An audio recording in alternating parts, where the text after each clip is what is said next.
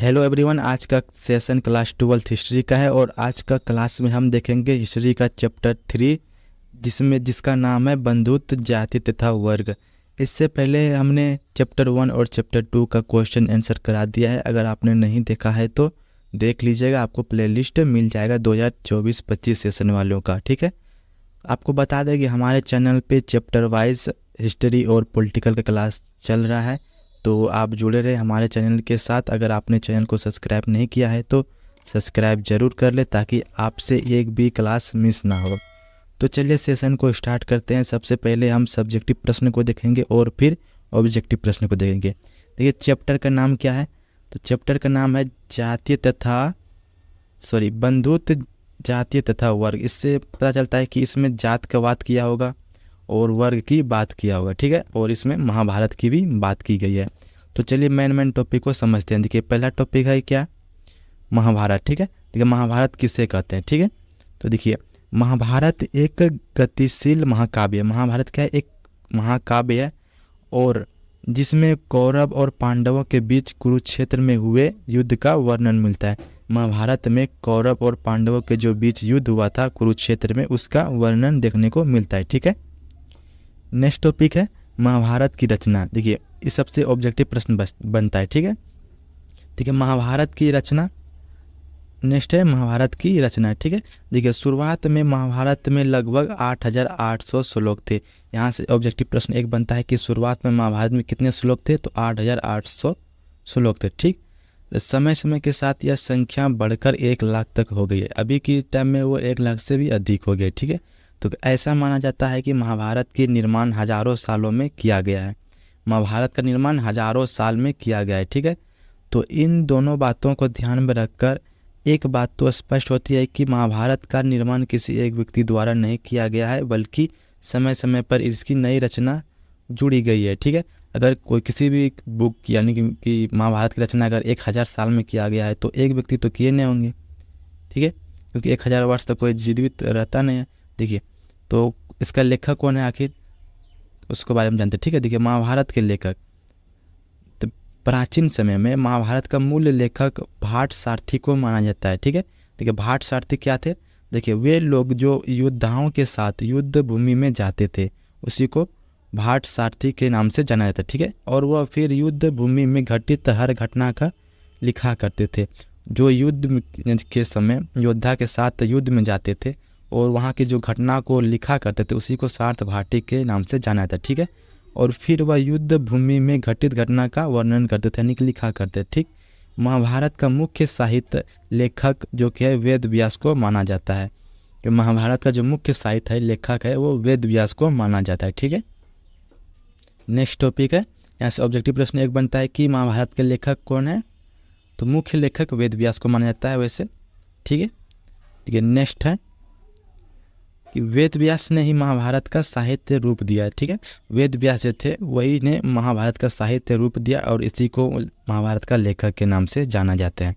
ठीक है, लगभग 200 ईसा पूर्व में इसमें मनुस्मृति के कुछ अंश को जोड़ा गया और इसके बाद इसमें श्री कृष्ण और भगवत गीता के उपदेशों का शामिल किया गया। ठीक है, तो इसमें जो है महाभारत में मनुस्मृति और भगवत गीता के बारे में भी जानकारी मिलती है।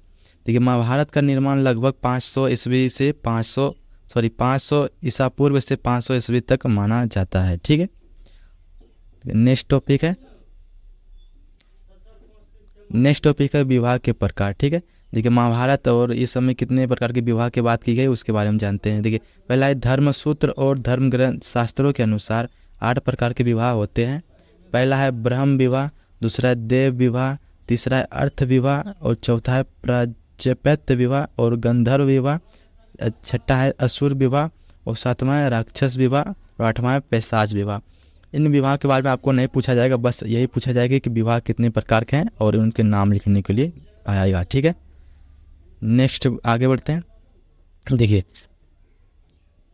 इन विवाहों में से सबसे 4 विवाह को सही माना जाता था जबकि बल्कि 4 विवाह को गलत माना जाता था। ऐसा माना जाता था कि जो लोग आखिरी के 4 विवाह करते थे उन्हें ब्राह्मण के नियमों का पालन नहीं करते थे और वो समाज से अलग होते थे। जो इन 4 विवाह जो थे 1 से 4 तक जो इन चारों को मानते थे उसके लिए अच्छा था, और जो चार नहीं मानते थे उसके यानी कि वो समाज से अलग माना जाता था। ठीक है, अब नेक्स्ट टॉपिक है वर्ण की उत्पत्ति। देखिए वर्ण जो है कि हम लोग कास्ट, जैसे कि कास्ट बोलते हैं, ये वर्ण की उत्पत्ति कहाँ से हुई है। देखिए ब्राह्मणों के अनुसार सभी वर्णों की उत्पत्ति ब्रह्मा जी के शरीर के विभिन्न अंगों से हुई है। यानी कि ब्राह्मण कहते हैं कि जो वर्ण है, जो जाति व्यवस्था है, वो क्या है, ब्रह्मा जी के बनाए हुए हैं। ठीक है, तो देखिए इसको किस तरह बांटा गया। देखिए ब्राह्मणों के अनुसार ब्रह्मा जी के मुख से ब्राह्मणों की उत्पत्ति हुई है। यानी कि ब्रह्मा जी के मुंह से ब्राह्मणों की उत्पत्ति हुई है, और कांधे एवं भुजाओं से क्षत्रिय की उत्पत्ति हुई है। और वहीं वैश्य की उत्पत्ति जांघों से बताई जाती है, और शूद्र की उत्पत्ति ब्राह्मण जी के पैर से हुई है। ये ब्राह्मणों की कहना है। ठीक है, देखिए वर्ण व्यवस्था, ये सब आपको प्रश्न पूछा जाए कि वर्ण व्यवस्था से आएगा प्रश्न। ठीक है, देखिए धर्मसूत्र और धर्मशास्त्रों के अनुसार ब्राह्मणों ने समाज को 4 वर्गों में बांटा है।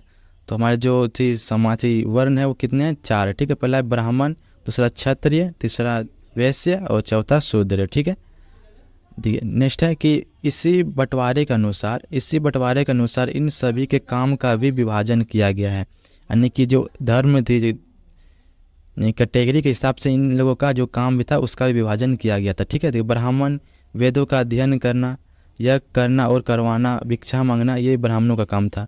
और क्षत्रिय का था शासन करना, युद्ध करना, न्याय करना, लोगों की सुरक्षा करना, ये था क्षत्रिय काम। और वैश्य का काम था कृषि करना, पशुपालन, व्यापार, यज्ञ करवाना, दान देना आदि। ठीक है, और शूद्र का काम था कि इन तीनों वर्णों का सेवा करना, और जो तीनों वर्ण है इनकी सेवा करना, ऐसा माना जाता था। ठीक है, और ठीक है देखिए नेक्स्ट टॉपिक है, नेक्स्ट है ऑब्जेक्टिव प्रश्न। ठीक है, देखिए लेकिन अभी के पहले के टाइम में क्या होता था कि कोई भी मतलब जन्म के आधार पे उसका काम मिलता था, जैसे आप किस वर्ण में जन्म लिए उसी के आधार पे आपको काम दिया जाएगा। ठीक है, इस चैप्टर से सब्जेक्टिव प्रश्न काफ़ी कम पूछे जाते हैं, लेकिन ऑब्जेक्टिव काफ़ी इंपॉर्टेंट है। तथ्य की ऑब्जेक्टिव प्रश्न देखते हैं। पहला है महाभारत की रचना किस भाषा में हुई थी। तो इसका right answer option number D हो जाएगा, संस्कृत भाषा में। ठीक है, संस्कृत में महाभारत की रचना हुई थी। नेक्स्ट है पुराण की संख्याएँ कितनी है। ये सब प्रश्न पूछा गया, सब प्रश्न है कि महाभारत की यानी पुराण की संख्या कितनी है, तो वो 18 है। ऑप्शन नंबर सी हो जाएगा इसका बिल्कुल राइट। नेक्स्ट है श्रीमद् भगवद गीता के महत्व पर किसने विचार व्यक्त किया थे। तो महात्मा गांधी थे, ऑप्शन बी है विवेकानंद, ऑप्शन सी है बाल गंगाधर तिलक, ऑप्शन डी है इनमें से सभी। तो इसका right answer option number D हो जाएगा, इनमें से सभी। नेक्स्ट है मनुस्मृति की रचना किसने की थी। ठीक है, तो इसके जो रचना की थी वो मनु खुद थे, ऑप्शन नंबर सी हो जाएगा इसका राइट आंसर। ओके, और महाभारत की अगर पूछे तो महाभारत का हो जाएगा वेद व्यास, और जो कि रामायण है वो वाल्मीकि के हैं। ठीक है, तो आपको इन तीनों को याद रखना होगा। ठीक है, नेक्स्ट है मनुस्मृति में कितने प्रकार के विवाह का उल्लेख किया गया। तो वे किए गए 8 प्रकार के विवाह, 8 हो जाएगा, ऑप्शन नंबर सी इसका करेक्ट आंसर हो जाएगा। नेक्स्ट है 6 नंबर प्रश्न है कि महाभारत का युद्ध कितने दिन तक चला था। तो ये चले थे 18 दिन तक, ऑप्शन नंबर डी इसका राइट आंसर हो जाएगा। नेक्स्ट है महाभारत किसने लिखा। देखिए महाभारत किसने लिखा, तो इसका राइट आंसर हो जाएगा वेद व्यास हो जाएगा। ठीक है, Ved Vyas, option number C इसका राइट हो जाएगा। नेक्स्ट प्रश्न कहता है कि महाभारत और पुराण में मथुरा के शासक वंश को क्या कहा जाता था। महाभारत और जो पुराण में मथुरा के शासक थे, जो राजा थे, उसको क्या कहा जाता था। तो इसका राइट आंसर बी हो जाएगा यदु, ऑप्शन नंबर बी इसका करेक्ट आंसर हो जाएगा। ठीक है, नेक्स्ट है प्राचीन भारत के महाकाव्य का नाम क्या है। देखिए प्राचीन भारत के जो महाकाव्य 2 हैं, पहला है महाभारत, दूसरा है रामायण। ठीक है, तो प्राचीन भारत के जो महाकाव्य है उसको महाभारत के नाम से भी जानते हैं। ठीक है, सबसे प्राचीन महाभारत, उसके बाद रामायण हो जाएगा। ठीक है, नेक्स्ट प्रश्न है रामायण की रचना किसने की। रामायण की रचना वाल्मीकि ने की थी, ऑप्शन नंबर बी हो जाएगा इसका राइट आंसर। नेक्स्ट है दुर्योधन की माँ कौन थी। तो इसका राइट आंसर हो जाएगा option number A Gandhari, option number A Gandhari हो जाएगा। नेक्स्ट प्रश्न है भीम की पत्नी कौन थी। देखिए भीम की पत्नी कौन थी, तो इसका जो राइट आंसर हो जाएगा ऑप्शन नंबर सी हो जाएगा हिडिम्बा। ठीक है, ऑप्शन नंबर सी इसका करेक्ट हो जाएगा। नेक्स्ट प्रश्न है गीता के उपदेश दिए गए हैं, गीता में उपदेश दिए गए हैं, कर्म करो। ऑप्शन बी है भविष्य की चिंता मत करो। तीसरा है कर्म फल हमारे हाथ में नहीं है।